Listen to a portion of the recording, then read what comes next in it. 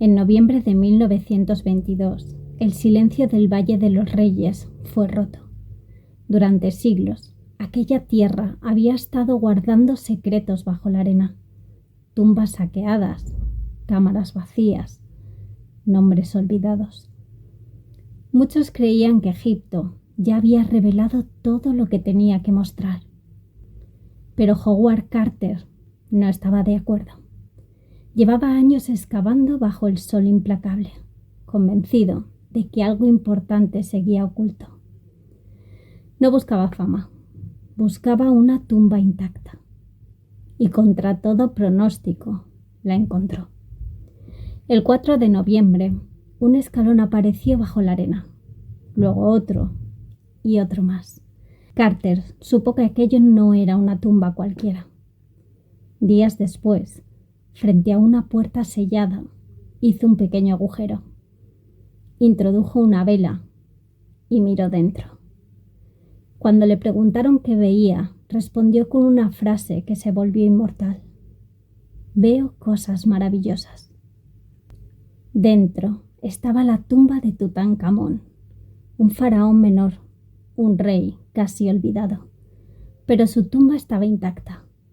Oro, estatuas, joyas, objetos funerarios, un tesoro que había permanecido sellado durante más de 3000 años. El mundo entero miró hacia Egipto y entonces comenzaron las muertes. La primera fue la más impactante. Lord Carnarvon, el patrocinador de la expedición, enfermó poco después de la apertura de la tumba. Una simple picadura de mosquito, una infección, fiebre. Murió en abril de 1923. La noticia dio la vuelta al mundo. La prensa no tardó en reaccionar. Recordaron una supuesta inscripción encontrada en la tumba. Una advertencia. La muerte llegará con alas veloces para quien perturbe la paz del faraón. No importó que aquella frase no apareciera realmente en los muros. El mito ya había nacido. En los meses y años siguientes, otras personas relacionadas con la excavación murieron. Algunos de forma repentina, otros en circunstancias extrañas. Un funcionario, un visitante, un conocido.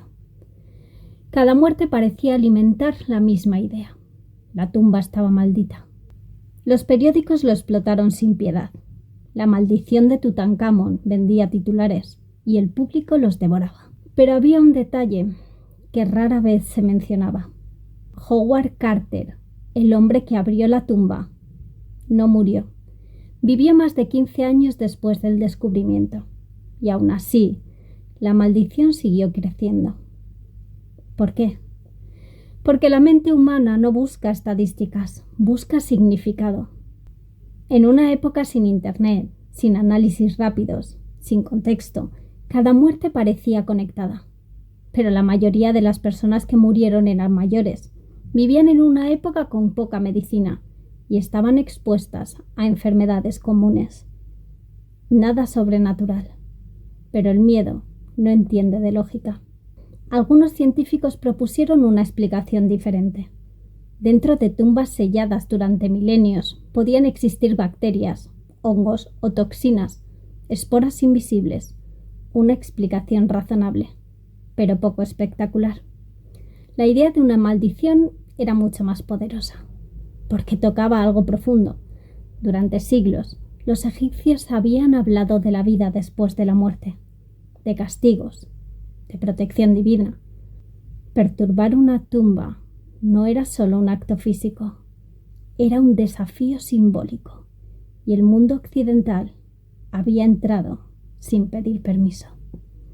La maldición de Tutankamón no nació en las paredes de la tumba, nació en los periódicos, en el miedo colectivo, en la necesidad de creer que hay límites que no deben cruzarse. Cada cultura necesita sus advertencias, y esta decía: no despiertes a los muertos. Lo curioso es que, con el tiempo, la historia se exageró. Se añadieron muertes que no tenían relación directa, se cambiaron fechas, se deformaron hechos. La maldición creció aunque los datos no la sostuvieran. Y eso nos dice algo importante. Cuando la ciencia descubre algo extraordinario, la mente humana a veces responde con superstición, no porque seamos ignorantes, sino porque necesitamos equilibrar el asombro con el miedo. Tutankamón pasó de ser un faraón menor a convertirse en un símbolo, no por lo que fue en vida, sino por lo que representó en la muerte. El recordatorio de que el pasado no es inofensivo, de que hay historias que despiertan algo incómodo en nosotros. Hoy sabemos mucho más. Sabemos que no hubo una maldición real, que las muertes no superaron lo explicable, que la mayoría de los implicados vivieron vidas largas y aún así la maldición sigue viva. Porque no se alimenta de hechos, se alimenta de emoción. Tal vez el verdadero poder de Tutankamón no estaba en el oro, ni en los rituales, sino en habernos mostrado algo sobre nosotros mismos, nuestra necesidad de creer que el pasado guarda castigos, que no todo debe de ser desenterrado, que hay secretos que exigen un precio. La tumba fue abierta, el faraón fue expuesto, la ciencia avanzó, pero el mito ganó.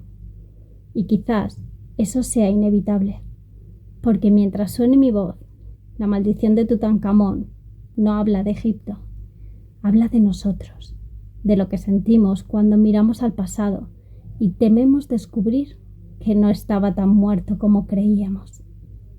Y ya sabes, mientras suene mi voz, la historia no es solo historia.